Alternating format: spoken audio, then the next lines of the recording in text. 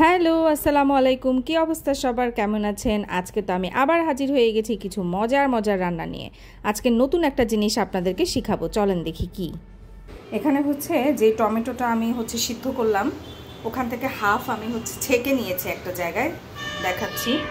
এই যে এই পাতিলটাই হাফ ছেঁকে নিয়েছি, যে শুধু পানিগুলা, হ্যাঁ, শুধু টমেটোর রসগুলা রেখেছি। এটা দিয়ে আমি একটা স্যুপ বানাবো। এটার মধ্যে আমি পাল্প সহ বাকি হাফ নিয়েছি, হ্যাঁ, এটা দিয়ে আমি একটা টমেটোর টক বানাবো। তো এইটার মধ্যে সাধারণত আমরা তেঁতুল দিই, তো আজকে আমার বাসায় তেঁতুল নাই, তো আমি তেঁতুল আর দিতে পারছি না। আমরা একটু তেঁতুল দিই আর একটু চিনি দিই। তো টমেটোটা দেখলাম এমনিতেই একটু টক টক, তো আমি এখানে অল্প একটু চিনি দিয়ে দিব। দিয়ে এটা আমি ডালের সাথে মিক্স করে ভাতের সাথে খাবো, এটা আমার খুব মজা লাগে। সাথে আমি এখন একটা কাঁচামরিচ দিয়ে দিব। তো আমি এখানে একটু চিনি আর একটু কাঁচামরিচ দিয়ে নিলাম, দিয়ে একটু জাল দিয়ে নিব, নিয়ে আমি এভাবেই রেখে দিব। হ্যাঁ, আপনারা চাইলে ডালের মতো রসুন দিয়ে বাগার দিতে পারেন।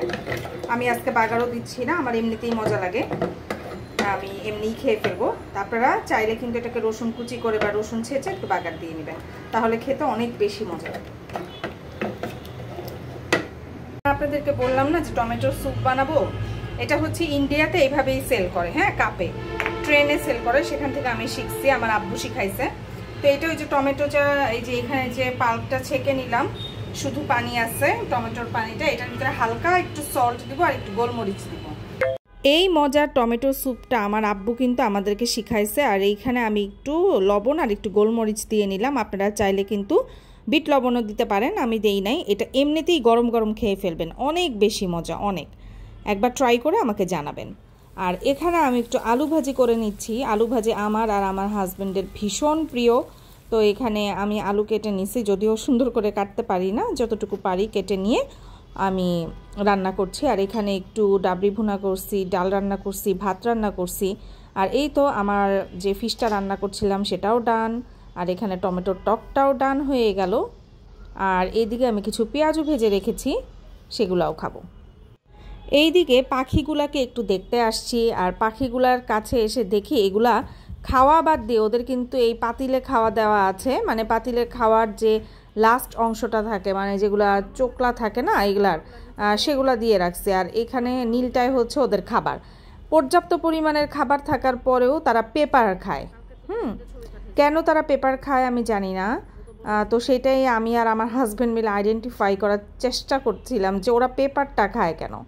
পরে চিন্তা করলাম যে ওরা খাবার খেতে খেতে নিচে কিছু খাবার ফেলে, তো সেগুলাই কি ওরা খাবার জন্য ট্রাই করে, নাকি পেপারটা খাওয়াটা ওদের অভ্যাস, জানি না। তো আপনারা যদি জেনে থাকেন প্লিজ আমাকে জানাবেন, যারা এই পাখিটা পালেন, ওরা কেন পেপার খায়।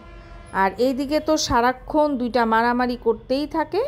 তো এই যে দোলনায় বসে বসে দেখেন নিশ্চিন্তে দোল খাচ্ছে, আর এই যে খাবার খেতে নিলেই মারামারি করে, একটা খেলে আরেকটাকে খেতে দিবে না, হ্যাঁ, অ্যাট এ টাইমে দুইটা একসাথে খায় না।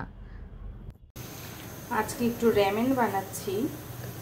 তো এখানে কয়েকটা চিকেন বল দিয়ে দিছি, আর র্যামেন দিয়ে দিছি। র্যামেনের সাথে সিজনিং ছিল, তো সিজনিংটা আমি আগে অল্প একটু দিচ্ছি, এখন একটু দিয়ে নিলাম। আমরা যেহেতু বেশি ঝাল খাবো না, দেখি কিভাবে প্রিপেয়ার করে আপনাদেরকে দেখাচ্ছি। ওকে, এখানে এখন আমি দুইটা ডিম অ্যাড করে দিয়েছি, পানির মধ্যে ছেড়ে দিলাম। এটা একাই কিন্তু পানির সাথে ডিমটা হতে থাকবে। আমি এখানে র্যামেনের হট সসটা ইউজ করছি। এটা তো অনেক বেশি ঝাল, তাই আমি অল্প পরিমাণে দিলাম, মানে যতটুকু আমরা খাবো। এটা আমি আর আমার হাজব্যান্ডই খাবো, আজকে আমার ছেলে এটা খাবে না। তো আমরা ওরকম পরিমাণ অনুযায়ী একটু ঝাল দিলাম, আমার ছেলে আবার বেশি ঝাল দিলে খেতে পারে না। তো এই তো আমাদের র্যামেন কিন্তু রান্না ডান। তো আমরা ইফতারের পরে এই র্যামেনটা খেয়েছি, এটা খেতে আমার কাছে অনেক বেশি মজা লাগে। আর চিকেন থাকলে তো আরও কোনো কথা নেই, আজকে আর চিকেন দিই নেই, চিকেন বল দিয়েছি। তো মানে খুবই খুবই খুবই মজা হয়েছিল খেতে। আর দেখেন আপনাদেরকে একটা মজার জিনিস দেখাই, মানে মজার না, আপনারা হয়তো কে কীভাবে নেবেন জানি না, বাট রাস্তায় না এরকম মারামারি দেখলে আমার খুবই হাসি পায়, যে কেন মানুষ এত অ্যাগ্রেসিভ, কেন এত মারামারি করতে হবে, সেটাই আমি বুঝি না। এখানে বাসের সাথে কোনো একটা ঝামেলা হয়েছে। আসলে তো বাস ড্রাইভাররাও এমন রেকলেসভাবে বাস চালায়, ঠিক আছে, আমি আমার বারান্দা দিয়ে দেখছিলাম, তো এখানে কিছু একটা হয়েছে সেটা আমি জানি না। তো আমি চিল্লাচিল্লি শুনে এসে বারান্দায় দাঁড়াইছি, আর দাঁড়াই দেখি যে একদল লোক জটলা পাকাইছে আর হচ্ছে বাসটা ভাঙার ট্রাই করছিল লাঠি দিয়ে, আর ড্রাইভারের সাথে মানে অনেক কিছু মারামারি হচ্ছে আর কি। আসলে বাসার পাশে যদি রাস্তা থাকে অনেক কিছু দেখতে পারবেন আপনার লাইভ। মানে জানেন, আমি সেদিন মানে 2-3 দিন আগে হবে, মানে বসে বসে আমি একজনের সাথে ফোনে কথা বলছিলাম। তো আমি এই রোডের দিকেই তাকাইছিলাম, তাকায় ফোনে কথা বলছি, হঠাৎ করে দেখি কি মানে ওইটা এমন একটা বড় অ্যাক্সিডেন্টে যে এখানেই, হ্যাঁ এই রাস্তাটাতেই, মানে রিক্সা জাস্ট এই যে গলিটা দেখছেন এই গলিটা দিয়ে বের হবে, মানে বের হয়ে জাস্ট ধাক্কা খেয়ে পড়ে গেছে প্যাসেঞ্জার সহ। তো এটা খুবই প্যাথেটিক ছিল, অল্পের জন্য, মানে তার পিছনেই বাস ছিল, অল্পের জন্য লাগে নাই।